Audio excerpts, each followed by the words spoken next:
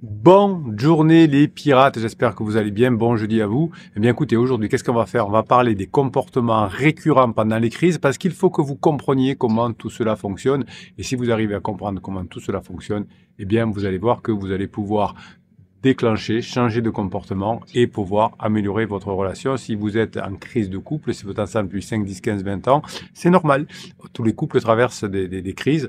Alors évidemment, il y a des personnes qui divorcent, même s'ils sont ensemble depuis longtemps. Hein. Vous avez peut-être des cousins ou des amis qui ont divorcé. Et puis, finalement, vous avez eu la chance de tomber sur cette chaîne et cette team des pirates qui vont vous aider à savoir comment on traverse une crise.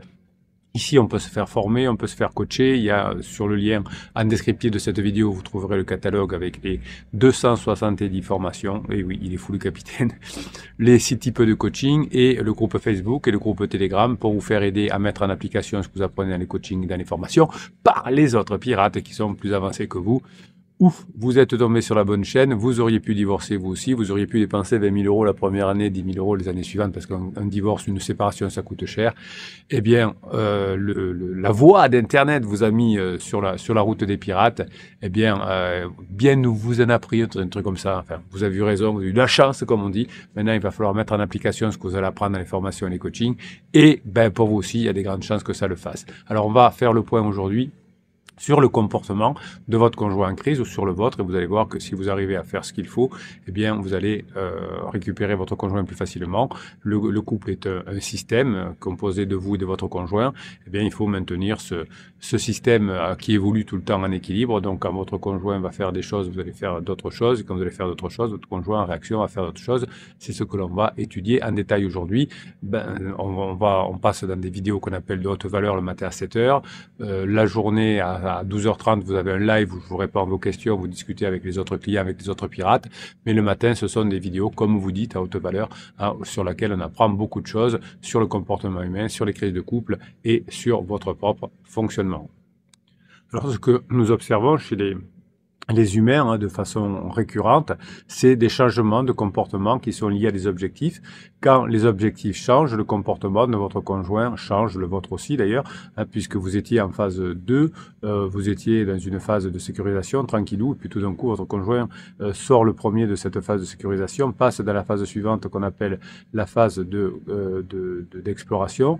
Donc votre conjoint change de comportement et vous aussi. Donc comme vous avez des nouveaux objectifs, vous avez des nouveaux comportements, et ces nouveaux comportements, souvent, ils sont inadaptés. Vous allez commettre des pressions, vous allez dire à votre conjoint des interdits, quoi, qu'il faut changer, que vous allez changer, vous allez pleurer, vous allez, sous les conseils du psy de quartier ou de Tati Janine, mettre des ultimatums, faire des mauvais conseils du psy de quartier en disant faites un break, des mauvais conseils des coachs qui vous disent faites un silence radio, faites une manipulation avec du fuis-moi je te suis, une manipulation avec la lettre magique, tout ça ne marche pas. Donc au départ, vous changez votre comportement, mais vous ne le changez pas dans le bon sens, évidemment.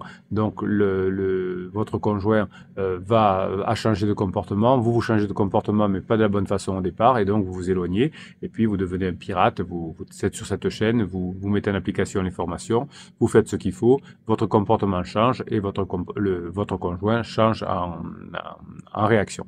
Évidemment, votre conjoint souvent a un pansement pendant sa crise de couple, pendant sa crise existentielle, peut-être même.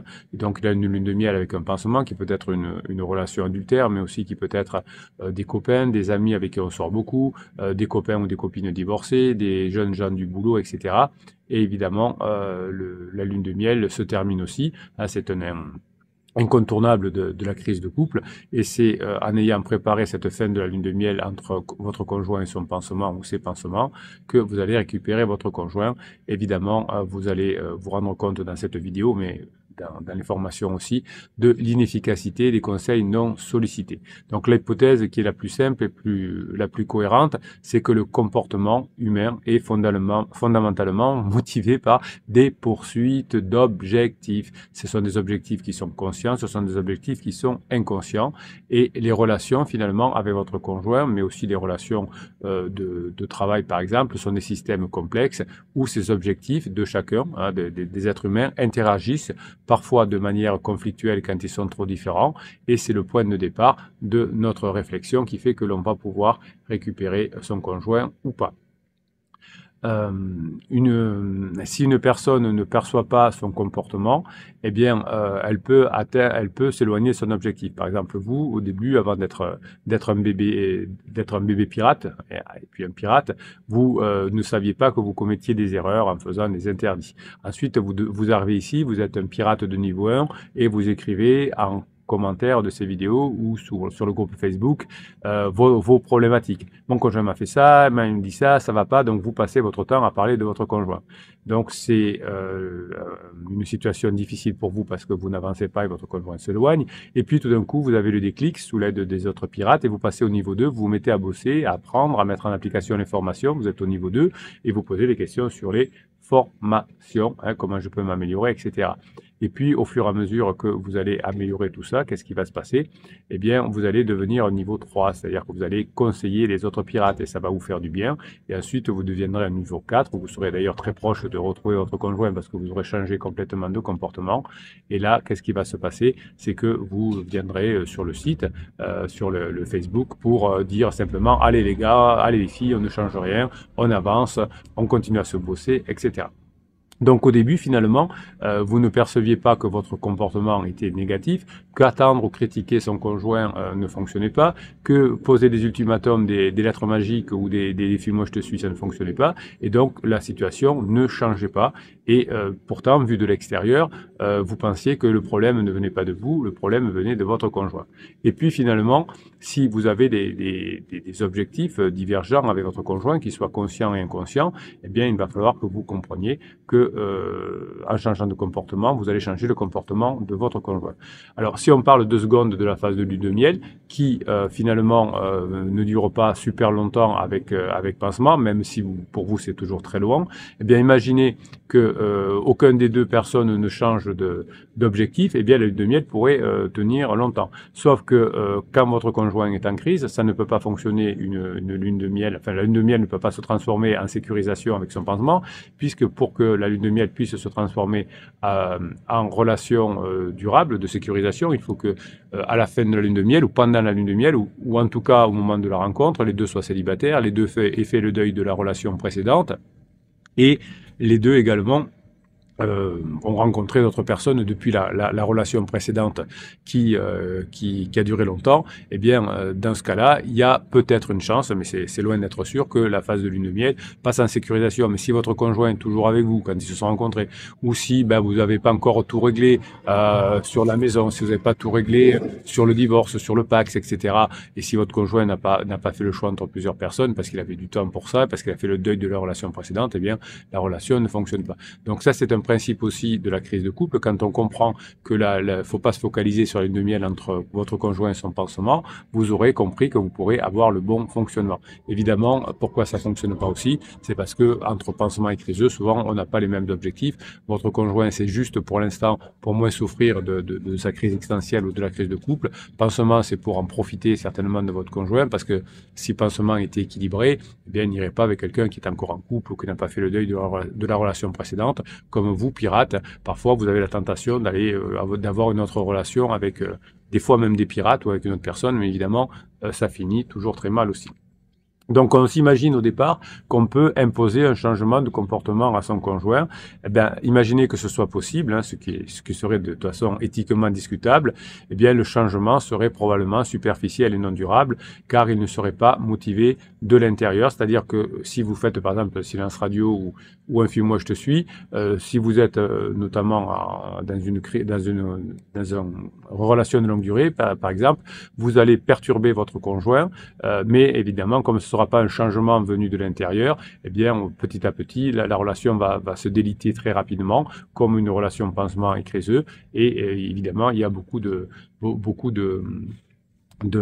souffrance ensuite, comme entre votre conjoint et son pansement. Ils se séparent, ils reviennent ensemble, ils se séparent, ils reviennent ensemble. Chaque fois, ils s'aperçoivent qu'ils ne peuvent pas être ensemble. C'est comme une drogue, ils restent ensemble. Et à la fin, ça finit très mal. Et ils finissent souvent par se détester. Donc une relation, finalement, vous avez bien compris que c'est comme un voyage en bateau. Chaque partenaire a une destination qui sont les objectifs. Et s'il rame dans des directions opposées, c'est-à-dire des objectifs différents, eh bien, le bateau n'avance pas ou chavire. Donc vous pouvez pas essayer de ramer dans le sens inverse de votre conjoint. Votre conjoint veut sortir de la phase de sécurisation, il est déjà en phase d'exploration, vous freinez le bateau pour qu'il reste en phase de sécurisation. Regarde, on était bien, on avait une maison, on avait tout pour être heureux, maintenant les enfants sont grands. Eh bien, vous n'allez pas dans le même sens. Donc, il y en a un qui avance et l'autre qui freine. Eh bien, le couple, ben, finalement, il finit par exploser parce que on fait beaucoup trop d'efforts et on s'épuise. Donc, comprendre la situation de votre conjoint est nécessaire, mais ce n'est pas suffisante. Vous allez apprendre à aligner vos efforts, à changer de comportement pour avancer ensemble. Pendant la crise, vous êtes le capitaine du navire de votre couple, du système de votre couple. C'est vous qui décidez finalement si vous allez rester ensemble ou pas. C'est vous qui décidez de rester ensemble ou pas si vous changez de comportement.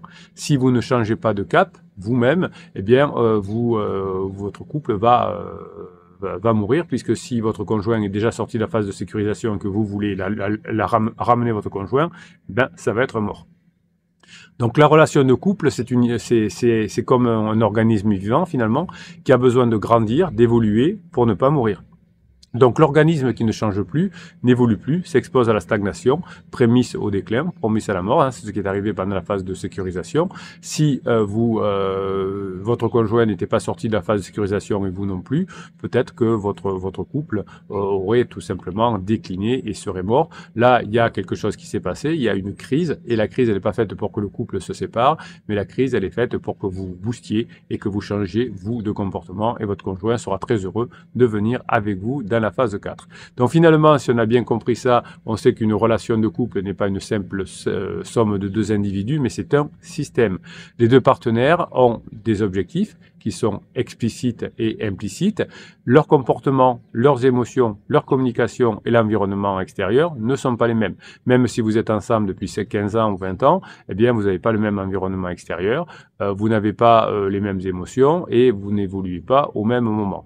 Donc, les comportements de votre conjoint ont influencé vos émotions et votre comportement. Donc, par exemple, votre conjoint s'est délaissé de vous, il s'est lassé de votre comportement, donc il a influé sur vos émotions, vous êtes devenu en colère par exemple, ou triste, et vous avez eu un comportement qui était trop needy, vous êtes collé à votre conjoint, vous n'avez pas su poser des limites, ou vous avez engueulé votre conjoint, et donc le fait que votre conjoint se soit lassé de vous, ça a entraîné des émotions chez vous négatives, qui ont entraîné un changement de comportement, boucle de rétroaction, et ce comportement nouveau que vous avez, la colère ou la tristesse, va créer un éloignement chez votre conjoint. Donc finalement, les objectifs qui sont non alignés vont créer des tensions.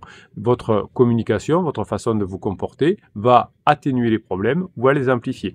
Quand vous avez fait le silence radio, le fuis-moi je te suis, l'ultimatum, tous les interdits, vous avez amplifié le problème. Aujourd'hui, grâce aux formations et au coaching que vous commencez à mettre en application, vous atténuez le problème jusqu'à passer dans la phase 4. Donc vous allez apprendre au fur et à mesure des formations à clarifier vos objectifs à vous, d'identifier les points de divergence, ça c'est important. Qu'est-ce qui vous manque vous pour pouvoir répondre aux points de divergence de votre couple. Vous allez, avec l'empathie, vous avez une formation qui s'appelle Super Empathe, essayer de comprendre réellement les objectifs de votre conjoint, les besoins de votre conjoint, pas seulement son comportement apparent, parce que c'est pas parce que votre conjoint vous dit c'est fini, je reviendrai pas, j'ai jamais été aussi heureuse de ma vie, que c'est la réalité. Donc on ne fait pas cas du déclaratif. Donc votre communication différente que vous apprenez dans les formations, l'empathie pour comprendre les objectifs et les besoins de votre conjoint, l'apprentissage de négociation et compromis, puisque vous allez maintenant apprendre à trouver des solutions différentes qui vont permettre à vous et à votre conjoint d'atteindre plus ou moins une partie des objectifs. Et tout ça va passer évidemment par le travail sur soi. Vous allez identifier et modifier vos propres comportements pour avoir une boucle de réaction positive de votre conjoint. Vous allez identifier et modifier les comportements qui nuisent à la relation et vous allez apprendre à les changer. Évidemment, pour ça, il va falloir que vous acceptiez de changer. Il va falloir que vous acceptiez la divergence. Évidemment, il est aussi possible de constater que les objectifs ne sont pas compatibles actuellement. Donc, il faut accepter de changer effectivement votre façon d'être pour que la divergence, en acceptant la divergence, on redevienne à un moment donné ensemble sur la phase 4. Tout ça va vous apprendre à sortir des sentiers battus. Donc finalement, les crises de couple sont essentielles à la croissance de la relation, même si ça fait souffrir. Hein, cela remet en question l'idée qu'une relation saine est sans conflit, c'est pas vrai. Les crises peuvent être des opportunités de réalignement, à condition que vous sachiez agir correctement et que vous appreniez à le faire. Donc au lieu de chercher à réparer le partenaire, c'est-à-dire à le ramener dans la phase de sécurisation, vous allez vous concentrer sur créer l'environnement du passage en phase 4 qui va favoriser le changement positif de votre conjoint. La phase 4 sera un espace de sécurité et d'aventure pour que chacun des deux puisse exprimer vos besoins, vos activités, renforcer le lien, faire des choses de chacun de votre côté, mais aussi faire des choses ensemble. Donc, est-ce qu'on est sûr que la compréhension du partenaire est le but ultime? En tout cas, l'acceptation de la différence, c'est la recherche d'un terrain d'entente qui vont être plus importantes que la compréhension intellectuelle totale. Vous apprenez juste à comprendre votre conjoint, vous allez avoir un nouveau but ultime, et évidemment, vous allez créer ensuite, à la fin de la phase de crise, un espèce de contrat de couple, un contrat relationnel qui va être renouvelable. Je vous apprendrai à le faire dans un coaching avec votre conjoint si vous le souhaitez, avec des engagements clairs, des objectifs qui pourront prévenir de la lassitude. Donc finalement, en combinant tout ce que l'on a vu dans cette vidéo, vous allez pouvoir choisir vos formations et avoir une compréhension plus riche et plus nuancée de la crise. Le comportement humain, je vous le rappelle, est fondamentalement orienté vers des objectifs. Ces objectifs changent au fur et à mesure de la vie et quand on a des points comme la crise existentielle, comme des chocs émotionnels de votre conjoint, ces objectifs peuvent changer rapidement et drastiquement. Donc le changement de comportement est intrinsèquement lié chez vous à la perception d'une adéquation avec votre comportement ancien et le comportement qu'il vous faut avoir pendant la crise et ensuite dans la phase suivante. Rappelez-vous que les relations humaines et notamment les relations de couple sont des systèmes complexes où vous et votre conjoint vous allez interagir. Donc c'est pas que votre conjoint, c'est vous aussi. Quand vous changez le comportement, ça fait changer le comportement de votre conjoint. Là, pour l'instant, vous n'avez peut-être pas le bon comportement, mais vous allez l'apprendre. La crise n'est pas un échec. La crise, c'est un signal d'alarme qui va indiquer à votre conjoint et à vous que vous êtes désalignés. Il y en a un qui est déjà sorti de la phase de sécurisation, donc vous êtes désalignés et vous allez vous réaligner, non pas dans la phase de sécurisation nouveau, mais dans la phase de lune de miel, pardon, dans la phase de grande intimité, la phase 4. Évidemment, votre conjoint va se tromper en voulant une lune de miel avec un pansement, puisque la lune de miel va le faire souffrir encore plus, même si au départ ça fait un peu de bien, hein, ça ressemble un peu à une phase 4, mais pas du tout. Votre conjoint veut en phase 4 et il se trompe, il va dans la phase 2 qui lui donne des papillons dans le ventre pendant un certain temps avant de le faire souffrir encore plus. Donc la compréhension de votre conjoint est utile, mais ce qui est le plus important, c'est l'action, votre changement de comportement. Cette action doit être automotivée chez vous pour être durable. Donc il faut que vous prouviez à votre conjoint que c'est durable, et pour que ce soit durable, il faut que vous l'ayez bien en tête. Je ne peux pas récupérer mon conjoint si je n'apprends pas à changer de comportement. Donc pensez bien que tous les conseils non sollicités sont inefficaces, car ils ignorent le principe qu'on appelle d'autodétermination. Si vous donnez des conseils à votre conjoint qui ne vous a pas demandé, tu devrais faire comme ça avec les enfants, c'est pas normal que tu aies un pansement ou je ne sais quoi, eh bien ces conseils non sollicités vont vous éloigner de votre conjoint. Donc, des approches que vous allez faire au fur et à mesure des formations pour créer votre nouveau comportement vont vous aider au fur et à mesure des formations, identifier vos points de levier et à sortir d'abord, dans un premier temps, des schémas relationnels destructeurs, ce qu'on appelle les interdits, pour ensuite faire ce qu'il faut. Donc, l'amélioration des relations passe par le changement de comportement individuel que vous allez avoir. Je ne peux pas le conseiller à votre conjoint parce que je ne l'ai pas sous la main, c'est vous que j'ai sous la main. Eh bien, ce changement de comportement individuel va passer par une prise de conscience qu'il vous faut changer, une prise de conscience que vous avez de nouveaux objectifs, aller vers la phase 4, avec un comportement beaucoup plus perméable, ouvert et changeant, et bien sûr, une volonté d'agir en accord avec les propres besoins de votre conjoint, avec vos propres besoins, c'est-à-dire d'aller en phase 4, et ceux de votre système relationnel. Voilà, si vous êtes dans une crise de couple, c'est normal. Vous allez en changeant, en faisant ce qu'il faut, pouvoir passer dans la phase 4. Et bien sûr, vous aurez ensuite votre conjoint qui vous dira plus tard, heureusement que tu as été au top, heureusement que tu as été fort, sinon aujourd'hui, je ne sais pas où j'en serai. Si vous êtes en crise de couple, vous êtes au bon endroit. Cliquez sur le lien affiché plus, c'est dans le descriptif de cette vidéo. Vous aurez droit à une formation gratuite, le catalogue de 270 formations avec les 6 coachings possibles, le canal Telegram et le canal Facebook où les pirates les plus avancés vont vous aider à améliorer votre relation et surtout à mettre en application ce que vous apprendrez dans les coachings et les formations. Merci pour ce que vous êtes les pirates. Je vous souhaite la journée que vous méritez. Je vous kiffe et je vous kiffe grave.